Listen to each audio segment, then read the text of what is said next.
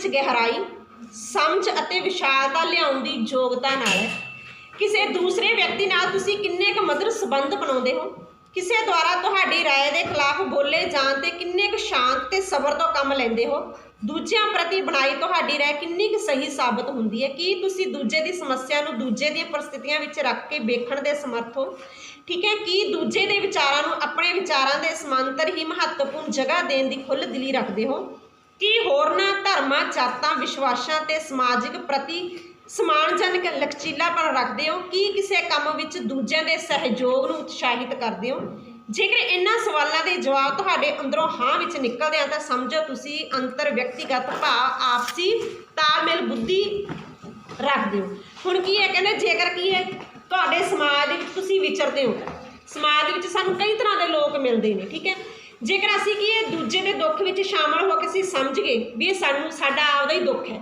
ਠੀਕ ਹੈ, ਜਾਂ ਅਸੀਂ ਕਿਸੇ ਗਰੀਬ ਦੀ ਮਦਦ ਕਰਦੇ ਹਾਂ, ਠੀਕ ਹੈ, ਜਾਂ ਤੁਹਾਨੂੰ ਕੋਈ ਗਲਤੀ ਹੋਣ 'ਤੇ ਤੁਹਾਨੂੰ ਬਹੁਤ ਕੁਝ ਬੋਲ ਗਿਆ, ਠੀਕ ਹੈ, ਅੱਗੋਂ ਤੁਸੀਂ ਬੋਲੇ ਨਹੀਂ, ਉਹਨੂੰ ਕੀ ਸ਼ਾਂਤ ਸੁਭਾਅ ਦੇ ਨਾਲ ਤੁਸੀਂ ਉਹ ਚੀਜ਼ ਨੂੰ ਸੁਣ ਗਏ, ਠੀਕ ਹੈ, ਜਾਂ ਦੂਜੇ ਦੇ ਪਰਿਸਥਿਤੀਆਂ ਨੂੰ ਖੁਦ ਆਪਣੀਆਂ ਪਰਿਸਥਿਤੀਆਂ ਦੇ ਅਧੀਨ ਆਪਣੇ ਸਮੇਂ ਦੇ ਅਨੁਸਾਰ ਰੱਖ ਕੇ ਤੁਸੀਂ ਵਿਚਰਿਆ, ਉਹਨਾਂ ਨੂੰ ਦੇਖਿਓ ਉਸ ਚੀਜ਼ਾਂ ਨੂੰ ਵੀ ਇਹਦੇ 'ਤੇ ਇਸ ਚੀਜ਼ ਆਪਾਂ ਕਹਿੰਦੇ ਨੇ ਵੀ ਸਮੇਂ ਦਾ ਪ੍ਰਭਾਵ ਹੈ,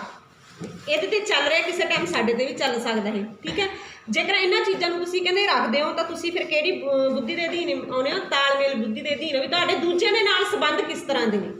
ਠੀਕ ਹੈ। ਇੱਕ ਇਨਸਾਨ ਉਹ ਹੁੰਦਾ ਨਾ ਜਿਹੜਾ ਆਕੜ ਜਿਹੇ ਸੁਭਾਅ ਦਾ ਹੁੰਦਾ ਵੀ ਦੂਜੇ ਨਾਲ ਬਹੁਤਾ ਮੇਲ ਮਿਲਾਪ ਨਹੀਂ ਰੱਖਦਾ, ਠੀਕ ਹੈ, ਉਹ ਇਸ ਬੁੱਧੀ ਦੇ ਅਧੀਨ ਨਹੀਂ ਹੁੰਦਾ। ਕਿਹੜਾ ਇਸ ਬੁੱਧੀ ਦੇ ਅਧੀਨ ਆਉਂਦਾ ਜਿਹੜਾ ਕੀ ਹੈ ਦੂਜੇ ਦੇ ਦੁੱਖ ਨੂੰ ਦੁੱਖ ਸਮਝਦਾ, ਜਿਹੜਾ ਕਿ ਦੂਜਿਆਂ ਦੇ ਨਾਲ ਆਪਸੀ ਬਹੁਤ ਜ਼ਿਆਦਾ ਪਿਆਰ ਦੇ ਨਾਲ ਰਹਿੰਦਾ, ਜਿਹੜਾ ਮਤਲਬ ਆਪਾਂ ਕਹਿੰਦੇ ਵੀ ਜਿਹਦਾ ਫਰੈਂਡ ਸਰਕਲ ਬਹੁਤ ਜ਼ਿਆਦਾ ਹੁੰਦਾ, ਠੀਕ ਹੈ, ਉਹ ਫਿਰ ਕਿਹੜੀ ਬੁੱਧੀ ਦੇ ਅਧੀਨ ਆ ਜਾਂਦਾ, ਇਸ ਤਾਲਮੇਲ ਬੁੱਧੀ ਦੇ ਅਧੀਨ ਆਉਂਦਾ।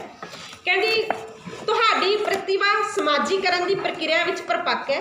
ਇਸ ਬੁੱਧੀ ਤੇ ਯੋਗਤਾ ਨੂੰ ਕਲਾ ਖੇਤਰ ਵਿੱਚ ਪ੍ਰਵੇਸ਼ ਕਰਾਉਂਦੇ ਸਭ ਤੋਂ ਢੁਕਵਾਂ ਕਲਾ ਕਾਰਜ ਗਲਪ ਤੇ ਵਾਰਤਕ ਲੇਖਣ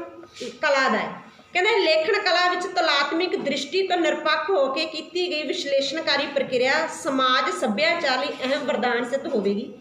ਲੇਖਣ ਕਲਾ ਦੇ ਖੇਤਰ ਵਿੱਚ ਹੀ ਨਾਟ ਸਾਹਿਤ ਤੇ ਰੰਗਮੰਚੀ ਕਲਾ ਨੂੰ ਵੀ ਅਪਣਾਇਆ ਜਾ ਸਕਦਾ ਹੈ। ਸਮਾਜਿਕ ਬੁੱਧੀ ਹੋਣ ਸਦਕਾ ਲਿਖਤ ਕਲਾਵਾਂ ਵਿੱਚ ਸਮਾਜਿਕ ਮੁੱਦਿਆਂ ਅਤੇ ਵਿਅਕਤੀਗਤ ਵਿਚਾਰਾਂ ਸੁਝਾਵਾਂ ਉੱਪਰ ਵਾਰਤਕ ਤੇ ਵਿਅੰਗ ਲਿਖੇ ਜਾ ਸਕਦੇ ਨੇ। ਹੁਣ ਕੀ ਹੈ, ਜੇ ਤੁਸੀਂ ਇਸ ਬੁੱਧੀ ਦੇ ਅਧੀਨ ਆਉਂਦੇ ਹੋ ਤਾਂ ਤੁਸੀਂ ਕੀ ਇੱਕ ਬਹੁਤ ਵਧੀਆ ਵਾਰਤਕਾਰ ਬਣ ਸਕਦੇ ਹੋ। ਵਾਰਤਾਕਾਰ ਕਿਵੇਂ ਬਣ ਸਕਦੇ ਹੋ, ਮਤਲਬ ਤੁਸੀਂ ਸਮਾਜ ਦੇ ਵਿੱਚ ਕੋਈ ਚੀਜ਼ ਜਿਹੜੀ ਵਿਚਰ ਰਹੀ ਹੈ,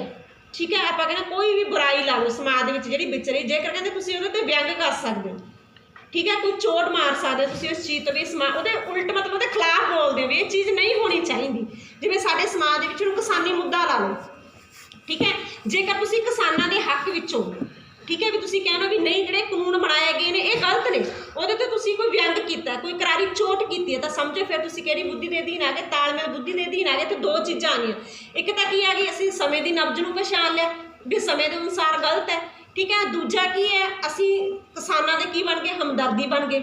ਠੀਕ ਹੈ, ਅਸੀਂ ਉਹਨਾਂ ਨੂੰ ਸਹਿਯੋਗ ਦੇਣਾ ਚਾਹੁੰਦੇ ਹਾਂ, ਠੀਕ ਹੈ, ਤੀਜਾ ਕੀ ਹੈ ਮਤਲਬ ਜਿਹੜੀ ਚੀਜ਼ ਗਲਤ ਹੋ ਰਹੀ ਹੈ ਉਹਦੇ 'ਤੇ ਅਸੀਂ ਵਿਅੰਗ ਕੱਸਤਾ, ਠੀਕ ਹੈ। ਤੇ ਤਿੰਨ ਚੀਜ਼ਾਂ ਸਾਡੇ ਅੰਦਰ ਪ੍ਰਵੇਸ਼ ਕਰ ਗਈਆਂ ਨਾ, ਵੀ ਤਿੰਨ ਚੀਜ਼ਾਂ ਸਾਡੇ ਮਨ ਅੰਦਰੋਂ ਨਿਕਲੀਆਂ ਵੀ ਨਹੀਂ ਇਹ ਚੀਜ਼ ਗਲਤ ਨਹੀਂ ਹੋਣੀ ਚਾਹੀਦੀ ਸੀ ਇਸ ਤਰ੍ਹਾਂ ਦੀ, ਤਾਂ ਫਿਰ ਅਸੀਂ ਕਿਹੜੀ ਬੁੱਧੀ ਦੇ ਅਧੀਨ ਆ ਗਏ, ਤਾਲਮੇਲ ਬੁੱਧੀ ਦੇ ਅਧੀਨ, ਠੀਕ ਹੈ ਜੀ। ਸੱਤਵੇਂ ਜੀ ਸਵੈ ਮੁਖੀ ਬੁੱਧੀ। ਕਹਿੰਦੇ ਇਸ ਬੁੱਧੀ ਯੋਗਤਾ ਦਾ ਸੰਬੰਧ ਸਵੈ ਕੇਂਦਰੀ ਰੁਚੀਆਂ ਤੇ ਸਮਰੱਥਾਵਾਂ ਨਾਲ ਹੈ।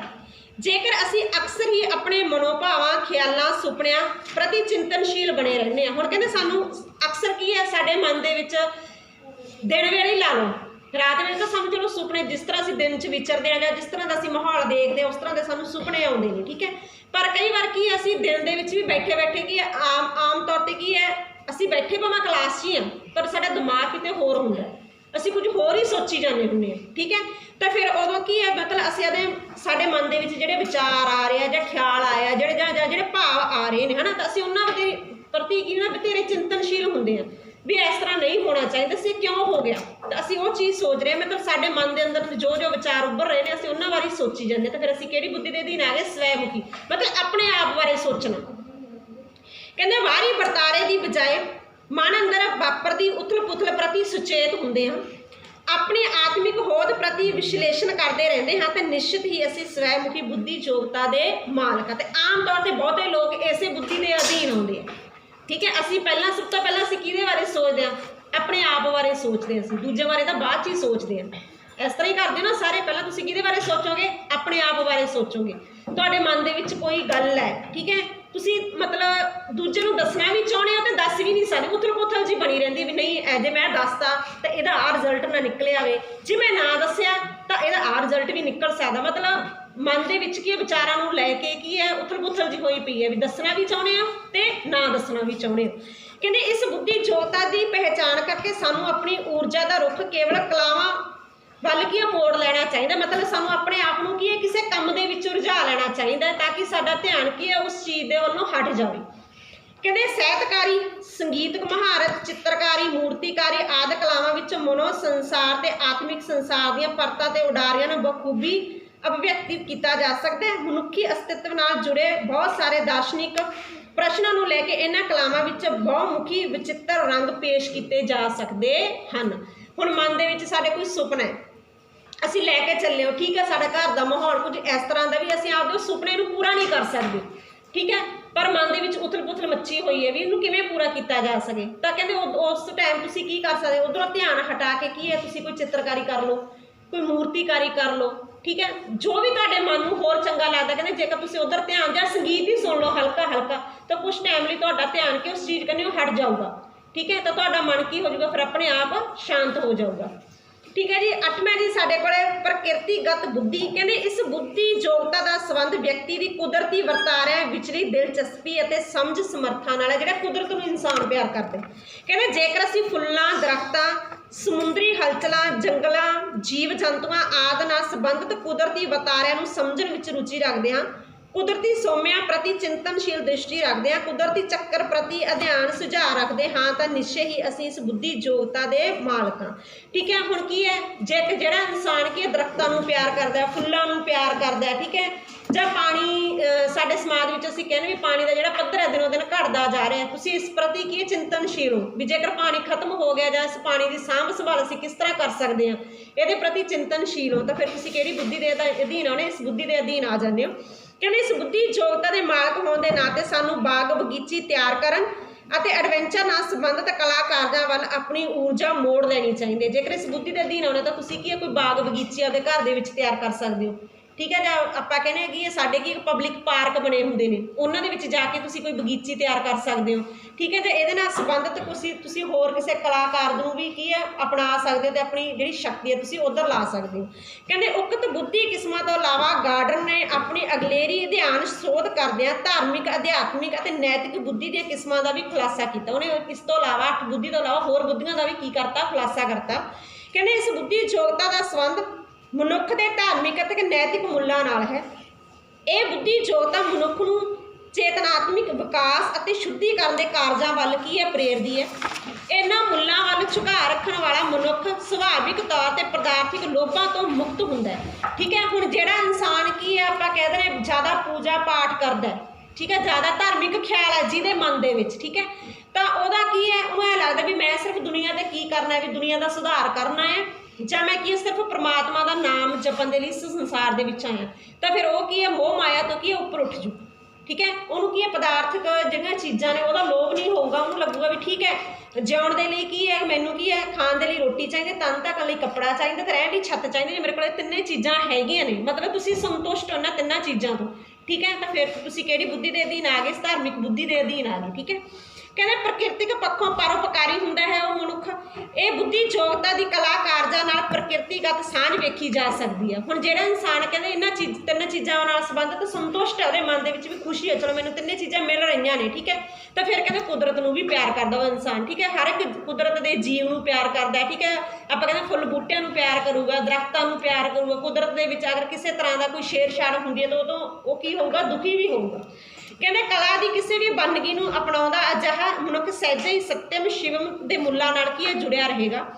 ਮਨੋਵਿਗਿਆਨਿਕ ਦ੍ਰਿਸ਼ਟੀ ਤੋਂ ਮਾਨਵੀ ਬੁੱਧੀ ਯੋਗਤਾ ਅਤੇ ਬੁੱਧੀ ਯੋਗਤਾ ਨਾਲ ਸੰਬੰਧਿਤ ਕਲਾ ਕਾਰਜਾਂ ਦੀ ਸੰਭਾਵਿਕਤਾ ਇਹ ਗੱਲ ਸਿੱਧ ਕਰਦੀ ਹੈ ਭੀਖਾ ਭੁੱਖਾ ਕੋ ਨਾਹੀ ਸਬਕੀ ਗਠਰੀ ਲਾਲ ਗਾੜ ਖੋਲ ਨਹੀਂ ਜਾਣਤੇ ਇਤ ਬਿਦ ਭਏ ਕੰਗਾਲ, ਠੀਕ ਹੈ। ਕਹਿੰਦਾ ਅੰਨੀ ਆਪੋ ਧਾਪੀ ਮਗਰ ਲੱਗ ਕੇ ਬੇਹੋਸ਼ੀ ਭਰੀ ਦੌੜ ਦੌੜਦੇ ਕਦੇ ਭੀੜ ਦੇ ਕਿਨਾਰੇ ਖੜੇ ਬੱਚੇ ਦੀ ਮੂਲ ਬਿਰਤੀ ਤੇ ਸਮਰੱਥਾ ਵੱਲ ਝਾਕੀਏ ਤਾਂ ਉਸ ਦਾ ਸਹੀ ਮੁਲਾਂਕਣ ਵੀ ਕਰੀਏ। ਕਹਿੰਦੇ ਪ੍ਰਕਿਰਤਿਕ ਅਤੇ ਫੁੱਲਾਂ ਬਹੁ ਰੰਗਾਂ ਦੇ ਫੁੱਲ ਬੂਟੇ ਆਪਣੀ ਸੁੰਦਰਤਾ ਤੇ ਖੁਸ਼ਬੂ ਬਣ ਰਹੇ ਨੇ, ਪਰ ਅਸੀਂ ਸਮਾਜਿਕ ਦੌੜ ਦੇ ਵਿੱਚ ਕੀ ਹੈ ਜ਼ਿਆਦਾ ਲੱਗੇ ਹੋਏ। ਜਿਨ੍ਹਾਂ ਕੋਲੇ ਪੈਸਾ ਹੈ, ਠੀਕ ਹੈ, ਉਹਨਾਂ ਨੂੰ ਕੀ ਲੱਗਦਾ ਹੋਰ ਆ ਜਾਏ ਸਾਡੇ ਕੋਲੇ, ਠੀਕ ਹੈ। ਪਰ ਜੇਕਰ ਕਹਿੰਦੇ ਅਸੀਂ ਆਪਣੇ ਤੋਂ ਗਰੀਬ ਵੱਲ ਵੇਖੀਏ ਨਾ, ਠੀਕ ਹੈ, ਵੀ ਜੇ ਅਸੀਂ ਕਹਿੰਦੇ ਵੀ ਸਾਡੇ ਕੋਲੇ ਸਕੂਟਰ ਹੈ, ਜੇ ਅਸੀਂ ਮਨ ਦੇ ਵਿੱਚ ਲਾਲਸਾ ਰੱਖੀਏ ਵੀ ਸਾਡੇ ਕੋਲੇ ਗੱਡੀ ਹੋਵੇ, ਪਰ ਜੇਕਰ ਅਸੀਂ ਸਕੂਟਰ ਦੇਖ ਕੇ ਅਸੀਂ ਕਹੀਏ ਵੀ ਜਿਨ੍ਹਾਂ ਕੋਲੇ ਸਾਈਕਲ, ਅਸੀਂ ਸਾਈਕਲ ਵਾਲੇ ਨੂੰ ਦੇਖ ਕੇ ਜੇਕਰ ਸਾਡਾ ਮਨ ਸੰਤੁਸ਼ਟ ਹੋ ਗਿਆ ਤਾਂ ਫਿਰ ਕੀ ਹੈ, ਕਹਿੰਦੇ ਅਸੀਂ ਇਸ ਬੁੱਧੀ ਦੇ ਅਧੀਨ ਸਾਡੇ ਕੋਈ ਨਾ ਕੋਈ ਸਾਡੇ ਵਿੱਚ ਬੁੱਧੀ ਜ਼ਰੂਰ ਹੈ, ਠੀਕ ਹੈ। ਪਰ ਜੇਕਰ ਅਸੀਂ ਅੰਨੀ ਦੌੜ, ਠੀਕ ਹੈ, ਰੋਟੀ ਖਾ ਲਈ ਤਾਂ ਠੀਕ ਹੈ, ਨਹੀਂ ਖਾਧੀ ਤਾਂ ਨਾ ਖਾਧੀ, ਹਰ ਵਕਤ ਪੈਸਾ ਪੈਸਾ ਜੋੜਨਾ ਹੀ ਜੋੜਨਾ ਸੀ, ਹਰ ਵਕਤ ਹੀ ਕੰਮ ਕਰਦੇ ਰਹੀਏ ਤਾਂ ਫਿਰ ਅਸੀਂ ਫਿਰ ਕਿਹੜੇ ਆ ਗਏ, ਪਦਾਰਥਿਕ ਲੋਭ ਦੇ ਵਿੱਚ ਆ ਗਏ ਵੀ ਸਾਨੂੰ ਨਹੀਂ। ਹੁਣ ਇੱਕ ਇਨਸਾਨ ਹੈ, ਕਹਿੰਦੇ ਕੋਈ ਇਨਸਾਨ ਸਾਈਕਲ 'ਤੇ ਤੁਰਿਆ ਜਾਂਦਾ, ਠੀਕ ਹੈ, ਉਹਦੇ ਕੋਲ ਸਾਈਕਲ ਹੈ, ਠੀਕ ਹੈ, ਉਹਨੇ ਕੀ ਵੇਖ ਲਿਆ, ਸਕੂਟਰ ਵਾਲੇ ਨੂੰ ਵੇਖ ਲਿਆ ਵੀ ਦੇਖੀ ਜੇ ਮੇਰੇ ਕੋਲ ਸਕੂਟਰ ਹੁੰਦਾ ਤਾਂ ਕਿੰਨਾ ਚੰਗਾ ਹੁੰਦਾ, ਮੈਨੂੰ ਕੀ ਪੈਡਲ ਨਾ ਮਾਰਨੇ ਪੈਂਦੇ, ਕਹਿੰਦਾ ਠੀਕ ਹੈ। ਹੁਣ ਜਿਹੜਾ ਸਕੂਟਰ ਵਾਲਾ ਹੈ ਉਹਨੇ ਕਾਰ ਵਾਲੇ ਨੂੰ ਵੇਖ ਲਿਆ ਤੇ ਉਹ ਕੀ ਸੋਚਦਾ ਮਨ ਦੇ ਵਿੱਚ ਵੀ ਦੇਖੀ ਯਾਰ ਮੈਂ ਠੰਡ ਨਾਲ ਠਰੂ ਕਰਦਾ ਜਾਂਦਾ, ਵੀ ਜੇਕਰ ਮੇਰੇ ਕੋਲ ਕਾਰ ਹੁੰਦੀ ਤਾਂ ਮੈਂ ਠੰਡ ਤੋਂ ਬਚ ਜਾਂਦਾ, ਠੀਕ ਹੈ। ਹੁਣ ਇੱਕ ਸੀਗਾ ਪੈਦਲ ਤੁਰਿਆ ਜਾਂਦਾ ਬੰਦਾ, ਉਹ ਕਹਿੰਦਾ ਵੀ ਯਾਰ ਜੇਕਰ ਮੇਰੇ ਕੋਲ ਸਾਈਕਲ ਹੁੰਦਾ ਤਾਂ ਕਿੰਨਾ ਚੰਗਾ ਹੁੰਦਾ, ਵੀ ਮੈਂ ਤੁਰਦਾ ਥੱਕ ਜਾਂਦਾ ਤੇ ਮੈਂ ਸਾਈਕਲ ਤੁਰ ਕੇ ਛੇਤੀ ਪਹੁੰਚ ਜਾਂਦਾ। ਹੁਣ ਇੱਕ ਇਨਸਾਨ ਉਹ ਸੀ ਜਿਹਦੇ ਕੋਲ ਲੱਤਾਂ ਵੀ ਨਹੀਂ ਸੀ, ਠੀਕ ਹੈ, ਉਹ ਸਿਰਫ ਕੀ ਹੈ ਹੈਂਡੀਕੈਪ ਸੀ, ਉਹਦੇ ਹੱਥਾਂ ਨਾਲ ਤੁਰਦਾ ਸੀ। ਉਹ ਸੋਚਦਾ ਵੀ ਕਾਸ਼ ਜੇਕਰ ਮੇਰੇ ਕੋਲ ਰੱਬ ਨੇ ਮੈਨੂੰ ਲੱਤਾਂ ਹੀ ਦਿੱਤੀਆਂ ਹੁੰਦੀਆਂ ਤੇ ਮੈਂ ਤੁਰ ਕੇ ਕਿਤੇ ਵਗਦਾ ਜਾਂਦਾ, ਠੀਕ ਹੈ। ਮਤਲਬ ਮਨ ਦੀ ਲਾਲਸਾ ਸਾਡੀ, ਠੀਕ ਹੈ। ਅਸੀਂ ਆਪ ਤੋਂ ਉੱਚੇ ਨੂੰ ਵੇਖਦੇ ਹਾਂ, ਆਪ ਤੋਂ ਨੀਵੇਂ ਨੂੰ ਵੇਖਦੇ। ਜਿਸ ਦਿਨ ਅਸੀਂ ਆਪ ਤੋਂ ਨੀਵੇਂ ਨੂੰ ਵੇਖ ਕੇ ਜਿਉਣਾ ਸਿੱਖ ਲਿਆ ਨਾ ਤਾਂ ਉਦੋਂ ਅਸੀਂ ਕੀ ਫਿਰ ਦੁਨੀਆਦਾਰੀ ਤੋਂ ਕੀ ਹੈ ਉੱਪਰ ਉੱਠ ਜਾਵਾਂਗੇ। ਸਾਡਾ ਕੀ ਹੈ ਨਾਤਾ ਜਿਹੜਾ ਫਿਰ ਕਿਹਦੇ ਨਾਲ ਜੁੜ ਜੂਗਾ, ਪਰਮਾਤਮਾ ਦੇ ਨਾਲ ਜੁੜ ਜੂਗਾ, ਠੀਕ ਹੈ। ਕਹਿੰਦੇ ਪ੍ਰਕਿਰਤਿਕ ਵਿੱਚ ਬਹੁ ਰੰਗਾਂ ਦੇ ਫੁੱਲ ਬੂਟੇ ਆਪਣੀ ਆਪਣੀ ਸੁੰਦਰਤਾ ਤੇ ਖੁਸ਼ਬੂ ਬਣ ਰਹੇ ਨੇ, ਹਰੇਕ ਦਾ ਆਪਣਾ ਆਪਣਾ ਗੌਰਵ ਹੈ, ਹਰ ਫੁੱਲ ਬੂਟੇ ਆਪਣੀ ਆਪਣੀ ਕਾਬਲੀਅਤ ਤੇ ਸੁਭਾਅ ਮੁਤਾਬਕ ਵਾਧਾ ਫੁੱਲਦਾ ਹੈ। ਹੁਣ ਅਸੀਂ ਆਮ ਤੌਰ ਤੇ ਦੇਖਦੇ ਹਾਂ ਨਾ ਵੀ ਜਿੰਨੇ ਵੀ